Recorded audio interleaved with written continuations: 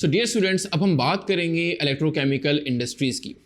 देखिए, large scale पे electrochemical industries क्या काम करती हैं, वो इलेक्ट्रिसिटी को यूज़ करती हैं और केमिकल चेंज को प्रोड्यूस करती हैं।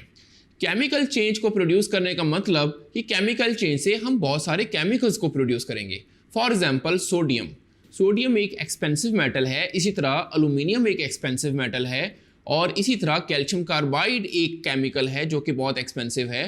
तो ये सारे प्रोसेस जिस प्रोसेस से गुजरेंगे, ये प्रोसेस इलेक्ट्रोकेमिकल इंडस्ट्रीज के अंदर होंगे।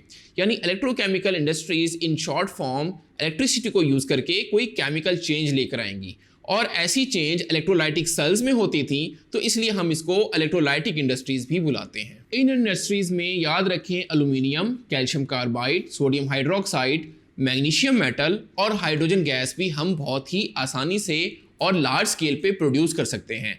और आपने ये बात भी ध्यान में रखनी है कि इसके अलावा हमारे पास कोई और अदर ऑप्शन नहीं है जो इन केमिकल्स को एक अच्छे वे में यानी एक इकोनॉमिकली वे में प्रोड्यूस कर सके। तो जिन 4 मेथड्स को हम यहाँ पे पढ़ेंगे उनमें सोडियम की प्रिपरेशन है सोडियम क्लोराइड से, फिर सोडियम हाइड्रोक्साइड की प्रिपरेशन है फ्रॉम ब्राइन से, और उसके बाद हम देखेंगे इलेक्ट्रोलाइटिक रिफाइनिंग ऑफ कॉपर यानी कॉपर को प्योर बनाना, और एंड पे हम देखेंगे इलेक्ट्रोप्लेटिंग ऑफ स्टील यानी स्टील के ऊपर एक दूसरी मेटल को इलेक्ट्रोप्लेट कर देना। उन मेटल में जिंक की इलेक्ट्रोप्लेटिंग, टिन की इलेक्ट्रोप्लेटिंग और क्रोमियम की इलेक्ट्रोप्लेटिंग को समझेंगे।